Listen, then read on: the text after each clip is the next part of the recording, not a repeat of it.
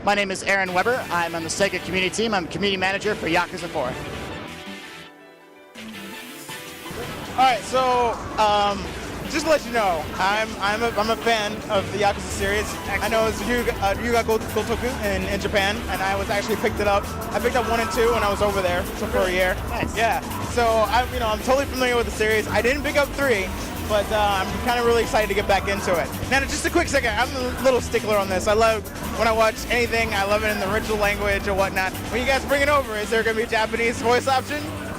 You're going to be very happy. Okay, nice. Thank God. All right. Actually, we have kept the authentic original Japanese voice actors for the entire game. Really? All of it. No English voice acting at all? None. We've added in English subtitles, so obviously people that don't know Japanese can still totally understand what's going on. But the people, the fans that love it for what it is, because it's such a crazy but awesome Japanese experience, I think will really appreciate, hopefully, the fact that we've kept those people in. Nice, nice. And like, again, I feel like, too, it's like people who sort of like, oh, this is another language, I don't understand what's going on. It's just, you're being ignorant. You're being introduced to a new world, so you should like jump into it, right? I mean, that's why. That is the way I feel. Okay. I know there are people out there that sometimes they don't like it because it's out of their comfort zone, you know? Right. Like, it's not a first-person shooter. It's not something that all their friends have played, and they're like, but this is new to me. This is kind of scary. Yeah. But a lot of times, it's like anything in life. When you kind of like take that plunge, you'll discover something that is amazing. Right. You know, and I think Yakuza is very much that. True. Now let's break down the story a little bit. Now there's 4 main characters in this one, or how does that work? There are 4 main characters, which is the first for the series. It's always been about Kazuma Kiryu, always. But this time around,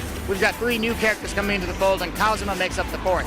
So when you actually play through the game, you'll be starting off as a different character, and you'll play through the game and play as one character, and then the next character, and the third.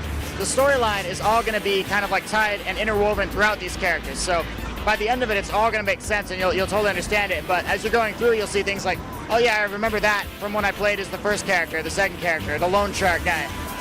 So the storyline has been built around the prospect of 4 characters and what they see and how they progress through the game. Now, are they sort of all on the same side of the law? I mean, or you do play as a cop at all, or anything like that? Yes, no, and sometimes maybe. Okay. Good answer. I would say that because, okay, one of the guys is a loan shark, right? Right. He happened to be there with previous events of Yakuza 1 and 2. You might remember there's a scene where part of Millennium Tower just explodes, right? And tons of money just falls everywhere. Well, this guy happens to pick up a lot of money from this random time when it fell from the sky. As a result, he's become this really rich loan shark now. So it's the first part is his story. He's kind of halfway legally, halfway not. Right. We got another guy that is actually a cop, but he's kind of the dirty cop. He's the guy that enforces some laws, doesn't enforce others, and if you do the right thing for him, he'll turn a blind eye to whatever's going on. Nice. All right. And then you've got one guy that actually is an escaped convict who's wanted for murdering a number of people. And that's the big, bulky guy you'll see in the demo. His name is Taiga. Nice. And then, of course, you've got Kazuma Kiryu. And Kiryu, I guess, as a member of the Tojo clan, has a good heart. He has a good soul. He's done some things in the past that, were slightly illegal maybe. And he's even done time for things he didn't do, like in the first game, Right. So it's a very interesting medley of... Very, like, Godfather complex. Like, you feel sorry for the character, but, he's just still a little bit of a criminal. Absolutely, yeah. All right, cool. Now, Yakuza 3, I heard that you guys were cutting some things out, and everything didn't make it to the American version. Or with 4, are you guys still trying to do that, like things that maybe the American audience won't understand? Or you're just like, you know what?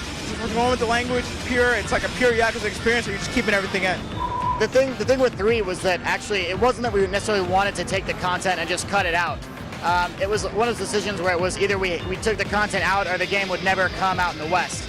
Oh, wow. It sounds weird, I know, for me to say that, because a lot of people are like, but why can't you just make it happen? And, with the way that things work, sometimes behind the scenes, we can't always explain it all, but that was the situation. Okay. And so the decision was made to at least put the game out in the West, try and continue the series. And thankfully, even though stuff like the hostess clubs, which I think was a really big thing for fans, was cut out of 3 in some degree, the fans still supported it. A lot of them went out there and said, we love the series, and as a result, no matter what you've cut, understand that we will still support it. But please, next time, please give us the stuff. We love the stuff. Right, exactly. And so I know there were a couple comments about, stuff not resonating or stuff like that, but I don't think that's the case personally. I believe that the people that love the Yakuza series love it because it is so interesting, so unique, so Japanese. Right. And so we're happy to say that in the 4th game, all the hostess clubs, the hostesses, the managing, all that's back in the game.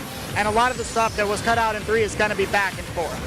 Nice. All right. Well, no, that's great news. I'm actually really excited about it now. I don't know. I want to buy it as soon as possible. Well, you know, and also, so basically, you guys just put some subtitles on it, made sure all the American audience can understand everything with menus and all that stuff. But it's pretty much the pure Japanese game. It is as pure as we can keep it, you know, and also making it to the point that almost everyone can understand it, but there's even some things that if you have a basic understanding of Japanese, right, you'd be like, oh, this makes a bit more sense to me, or oh, I get that. Gotcha. Even if you don't understand the culture, though, you can still play through it, have a fun time, and kind of immerse yourself in brand new things that you never knew existed. Nice. Yeah. All right, well, let's talk a little bit about release date. When you guys bring this out? Right now, we're looking at spring 2011, so we're going to have obviously a much more specific date soon. Right. Working on localizing all of it right now, getting it ready, so. Nice. And my favorite usually about the game, I mean, of course, it's like a more in-depth, a little bit more awesome, a little bit more intriguing GTA, if you will, a Japanese GTA. I won't give it all that, but it's like it does have the Virtual Fighter kind of feel to it, with and Shenmue style a little bit. Yeah. I think honestly, it was kind of originally presented as Grand Theft Auto, and I personally don't feel that is the right comparison to make. Right. I feel that the game. If you're explaining it to an American audience that doesn't know anything, like that's the easiest way out. Exactly. It's very difficult because like you go up to someone and you're like, so it's kind of like Shenmue, and everyone's like, what? Yes. What is Shenmue? And you're like, well, you didn't own a Dreamcast, did you? Right. You know, and then you want to like go and buy a Dreamcast, etc. But I think of playthrough 1 and 2. Let me even come out here. Some games you should have played 10 years ago. Exactly. That kind of stuff. But with Yakuza, it's very much like you want to find a good comparison, but you also want to do justice to the product and to the message. Exactly. It's not trying to be Grand Theft Auto. It doesn't want to be Grand Theft Auto. And Nagoshi-san has flat out said, like, my game is not supposed to be anything like Grand Theft Auto. Right. So, like, I respect that from him in many ways, too. Like, in trying to explain it to people, as like, if you ever played Shenmue, you know, if you ever played, you know, games like Virtua Fighter, it's sort of a mix, a spiritual successor in many ways to those games. Right. But it is its own thing. So, well, speaking of fighting, let's talk about sort of the fight system. I'm sure that's what I really want to sort of know about. Any sort of improvements or things that you personally really like and enjoy about it? The finishing moves. By far my favorite. Nice.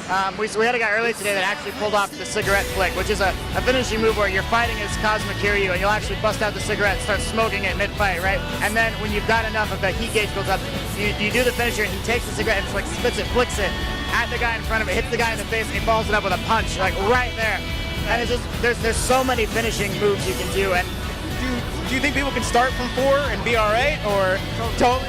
I think they can. And if they want to even understand all the rest of the series, Yakuza 3 has movies built into it that show you all of Yakuza 1 and all of Yakuza 2.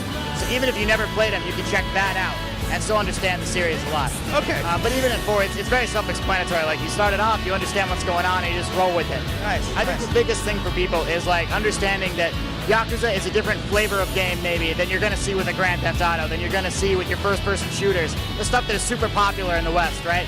But in many ways, I think that Western gamers could still appreciate, still have an amazing time with a game like Yakuza, like all the games in the series. You know, because they are unique, but they know what they want to be, and because they do it so well, they excel at it, and that's what makes the game really fun.